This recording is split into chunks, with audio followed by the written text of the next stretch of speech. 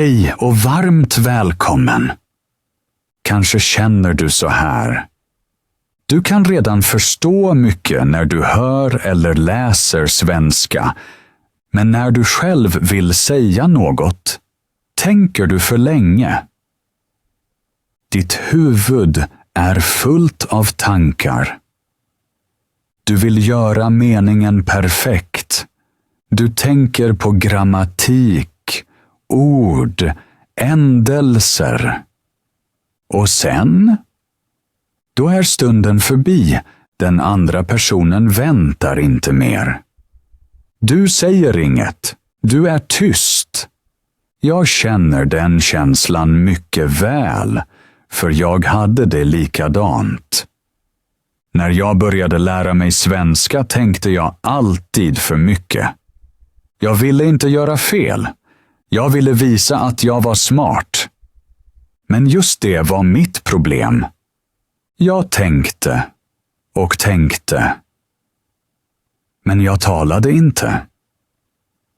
I mitt huvud var det stopp. Ord till vänster, ord till höger, allt blockerat. Jag kände mig som frusen. Långsam, blockerad, tyst. Jag minns en scen i skolan. Det var rast. Jag satt vid bordet med mina klasskamrater. En vän från Sverige frågade mig: Har du tid efter lektionen idag?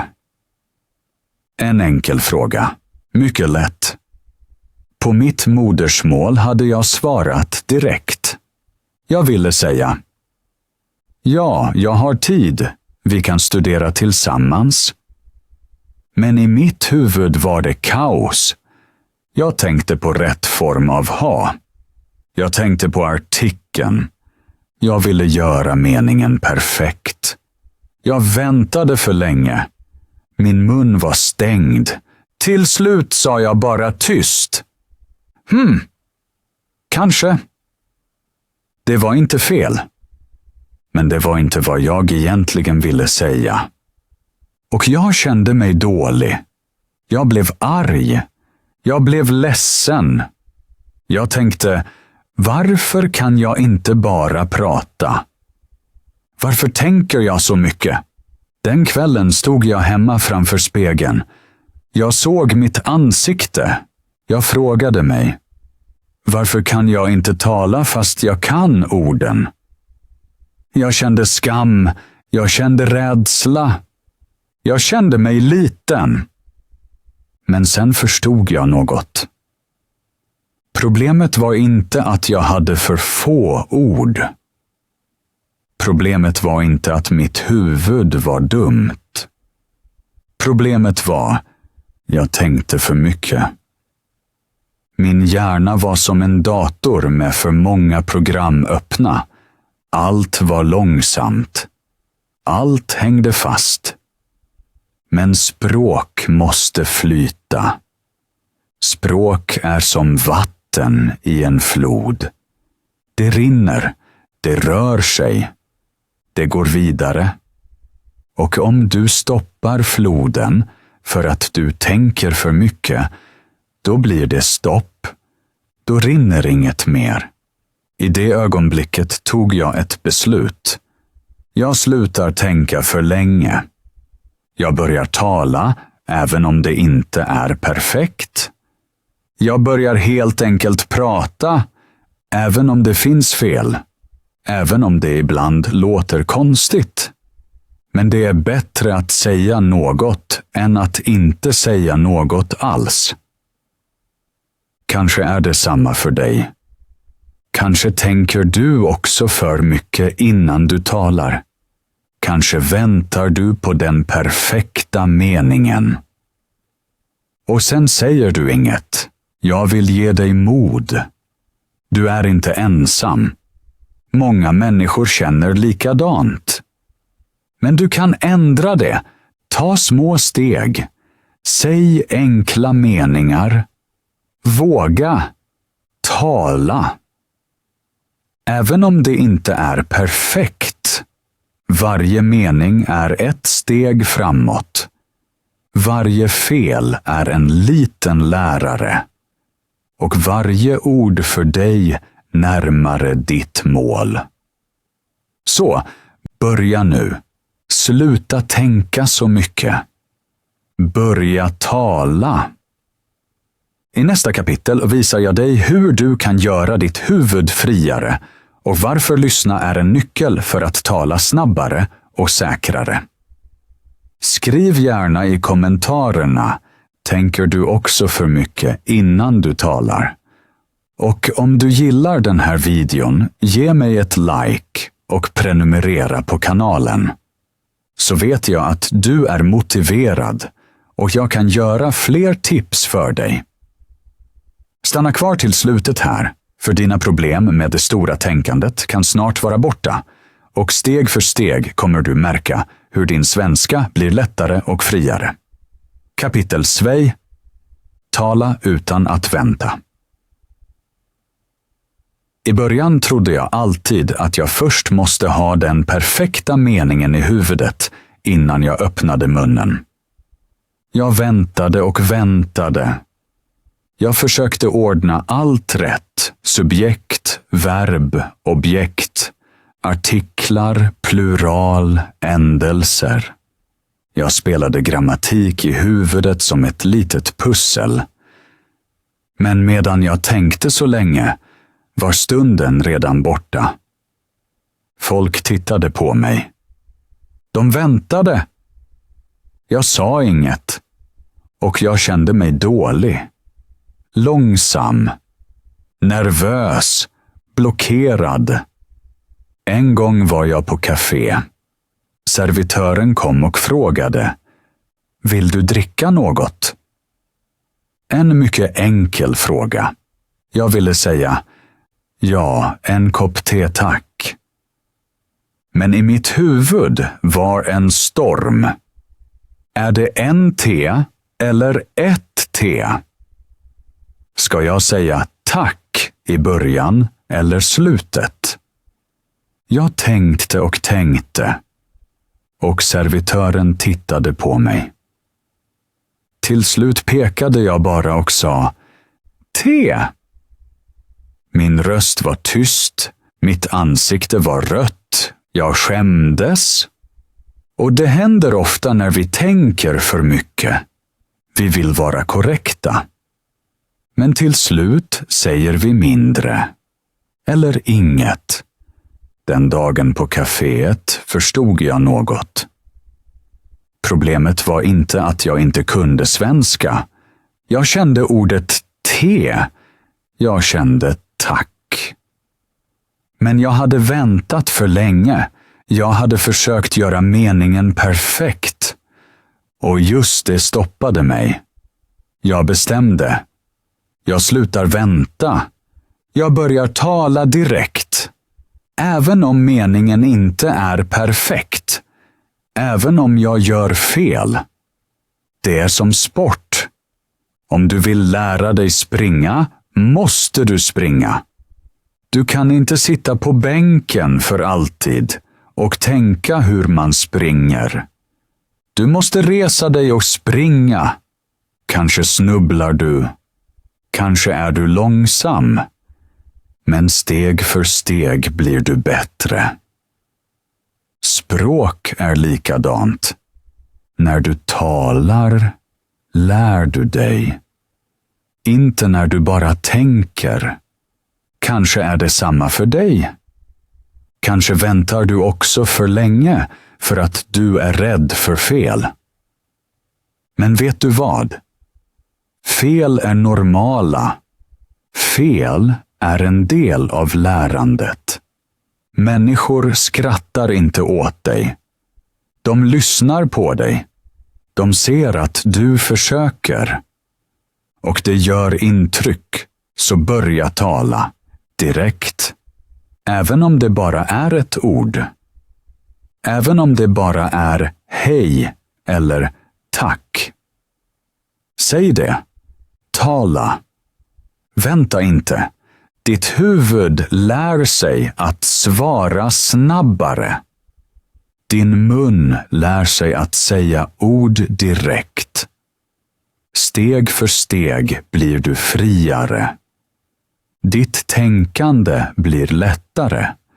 Din svenska blir starkare. I nästa kapitel visar jag dig varför lyssna hjälper dig att tänka mindre och varför ditt öra är som en muskel som kan tränas. Skriv i kommentarerna. Har du också någon gång väntat för länge och sagt inget? Kapitel 3. Lyssna gör ditt tänkande fritt. När jag började med svenska tänkte jag ofta, jag måste tala mer, jag måste lära mig fler ord. Men jag glömde något viktigt. Jag lyssnade inte tillräckligt. Jag lärde ord från böcker. Jag övade grammatik. Men när någon talade snabbt var jag förlorad. Jag hörde bara enstaka ord. Jag förstod inte. Jag blev nervös. Osäker, tyst. Då märkte jag, mitt huvud var för fullt. För många regler. För många tankar. Men mitt öra var tomt. Jag måste träna mitt öra. Jag minns en situation i parken. 2 äldre kvinnor satt på bänken bredvid mig. De talade om vädret. En sa, idag är det varmt, men imorgon regnar det nog. En så enkel mening. Och ändå hörde jag bara, idag, varmt, imorgon. Resten var som musik utan mening. Jag kände mig dum. Jag tänkte, varför förstår jag inte? Men sen bestämde jag. Jag lyssnar på svenska varje dag. Varje dag, lite. Jag lyssnade på musik. Svensk musik. Till exempel Kent med Vinter 02. Jag lyssnade på svenska poddar i bussen, även om jag inte förstod allt. Jag såg videor, mycket enkla, med undertexter. I början var det svårt. Allt lät snabbt. Jag hörde bara fragment. Men lite i taget ändrade sig något. Mitt öra vande sig vid ljuden. Orden var inte längre främmande. De var bekanta. De var som små vänner som alltid kommer tillbaka. Och en dag hände det. Jag gick till bageriet. Framför mig stod en man. Han beställde. Jag vill gärna ha 2 bullar och en bit kaka. Jag blev förvånad. Jag förstod varje ord. Helt utan att tänka. Det var en fin känsla. Lätt. Klar. Friday. Jag log. Och i mitt huvud så tänkte jag. Det fungerar. Lyssna är som en muskel. Om du använder den varje dag blir den stark. Om du inte använder den förblir den svag. Språk är som musik. Ju oftare du hör det, desto vackrare låter det. Kanske är det samma för dig. Kanske tänker du att du först måste tala. Men det stämmer inte. Lyssna är lika viktigt. Ditt öra bygger broar i ditt huvud. Din hjärna kopplar ljuden till mening. Och en dag kommer stunden. Du förstår utan att översätta. Du hör och du förstår. Det är en magisk stund. Jag vill ge dig mod. Börja idag. Lyssna 10 minuter svenska varje dag. när du lagar mat, när du promenerar, när du städar. Din hjärna lyssnar med, även om du inte förstår allt. Och det räcker. Steg för steg blir ditt öra bättre. Ditt huvud tänker mindre. Ditt språk blir lättare. I nästa kapitel berättar jag hur du kan göra din rädsla för att tala mindre och varför mod är viktigare än perfektion. Kapitel 4. Ingen rädsla för att tala. I början hade jag alltid stor rädsla att prata. Jag ville säga något, men min röst var svag. Jag tänkte, om jag pratar nu gör jag säkert fel. Om jag gör fel skrattar folk. Om de skrattar skäms jag. Så jag var ofta tyst. Jag bara nickade. Jag bara log. Men i mig fanns stress. Tryck. Rädsla. Jag minns en situation mycket väl. Jag var hos bagaren. Framför mig stod 2 personer. De talade snabbt. Sen var det min tur. Expediten frågade vänligt. Vad vill du ha? Jag visste precis vad jag ville. Jag ville ha en smörgås med ost. Mycket enkelt. Men mitt huvud stoppade. Jag tänkte, är det en smörgås eller ett smörgås? Ska jag säga en eller ett? Jag visste inte. Mitt hjärta slog snabbt. Mina händer var kalla. Jag tänkte så länge att expediten tittade på mig. Hon väntade. Jag kände mig liten. Jag var osäker. Till slut pekade jag bara och sa, den! Hon log. Hon var vänlig, men jag var ledsen. Jag tänkte senare hemma, varför sa jag inget? Varför hade jag rädsla? Jag hade ju lärt mig. Jag kunde orden, men rädslan stoppade mig. Och då förstod jag något. Problemet var inte att jag inte kunde svenska. Problemet var min rädsla. Jag ville vara perfekt. Men det går inte. Ingen är perfekt. Även människor i Sverige gör fel. Även barn gör fel när de lär sig tala. De snubblar på ord. Som när de förr föll ofta när de lärde sig gå. Men de reser sig igen. De försöker vidare. Och en dag kan de gå. Så är det också med att tala. Varje fel är som ett litet steg framåt. Fel är inte dina fiender. Fel är dina lärare. De visar dig, här kan du öva mer. Här kan du växa. Jag minns också ett annat möte. Jag var i parken. En äldre kvinna frågade mig, har du tiden? Jag ville snabbt svara, ja, klockan är 3, men jag var nervös. Jag tittade på min mobil. Jag sa, 3 timmar? Kvinnan låg. Hon förstod. Hon sa, tack. Hon blev glad. Ingen skrattade. Ingen dömde mig. Då kände jag, rädslan fanns bara i mitt huvud. Människor ser att du försöker. De blir glada när du talar deras språk. De är tålmodiga. Och ibland får du en liten komplimang. Ett enkelt mycket bra eller du talar redan mycket. En så liten mening kan göra hela din dag fin. Så vänta inte längre. Vänta inte tills du är perfekt. Börja nu. Säg små meningar. Säg: hej. Säg: hur mår du? Säg: jag lär mig svenska.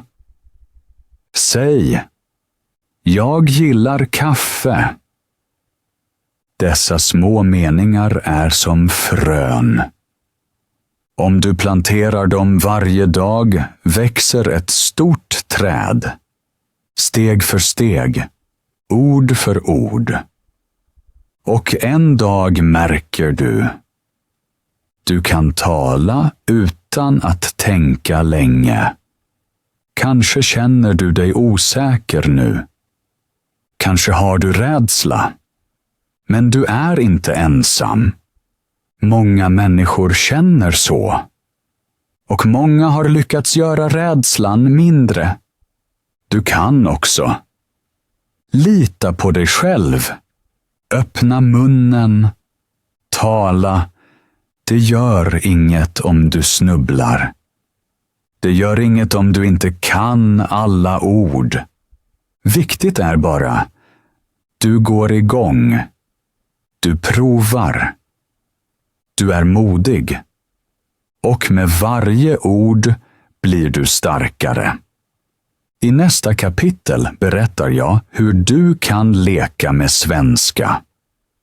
Du ska se att lärande får vara roligt och att du lär dig snabbare när du har glädje.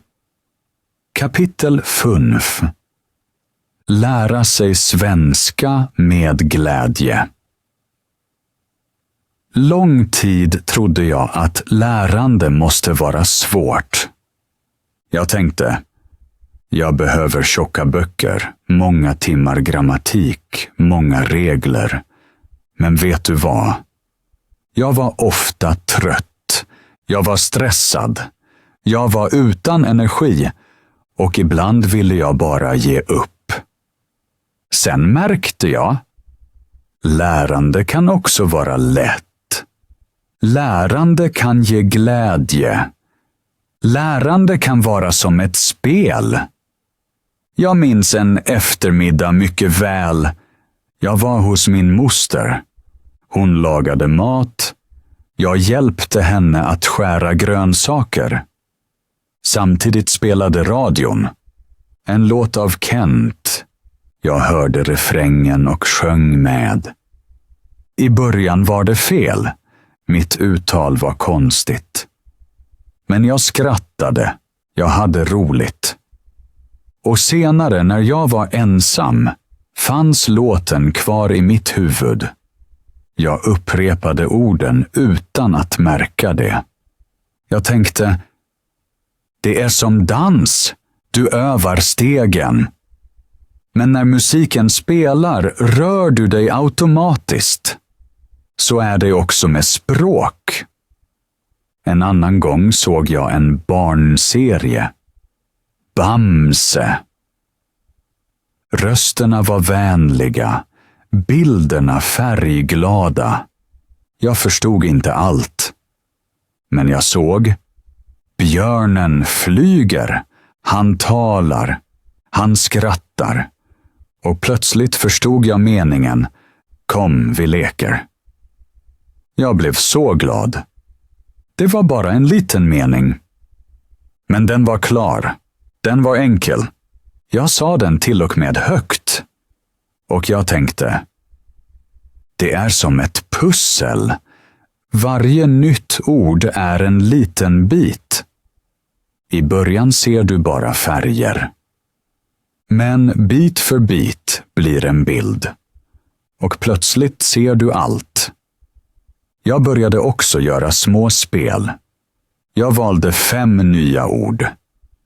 Äpple, tåg, gata, skratta, kall. Jag sa, äpplet ligger på gatan. Tåget är kallt. Jag skrattar. Meningen var tokig. Men jag log.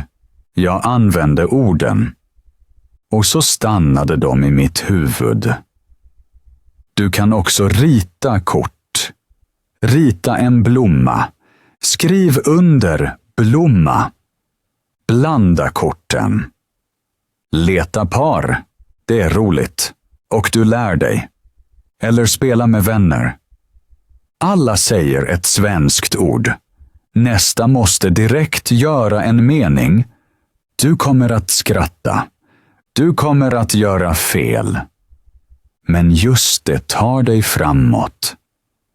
För ditt huvud lär sig att svara snabbare. Utan långt tänkande. Språk blir levande när du leker med det. Och vet du vad? När du leker glömmer du din rädsla. Du tänker inte mer. Är det rätt? Är det fel? Du bara gör. Du talar. Du lyssnar. Du skrattar. Och just så växer din svenska. Steg för steg. Dag för dag. Lärande är som en resa. Ibland går du långsamt. Ibland hoppar du av glädje. Men varje steg för dig närmare målet. Så gör ditt lärande färgrikt. Gör det lätt. Gör det glatt. Kanske vill du höra svenska sagor. Eller ett svenskt hörspel i bilen. Kanske vill du rita bilder och skriva orden. Eller ropa svenska ord under sport. Snabb, stark, kör. Allt är möjligt. Huvudsaken är, du stannar i spelet. I nästa kapitel visar jag dig varför du redan nu är redo. Du ska se. Allt du behöver finns redan i dig. Skriv gärna i kommentarerna vilken aktivitet du lär dig bäst med. Lyssnar du på musik? Ser du serier? Eller spelar du spel? Jag blir glad att läsa det. Och om du gillar den här videon, ge mig ett like och prenumerera på min kanal. Så kan jag göra fler videor för dig och vi lär oss vidare tillsammans. Glöm inte, lärande kan ge glädje. Och när du har roligt stannar språket i ditt hjärta.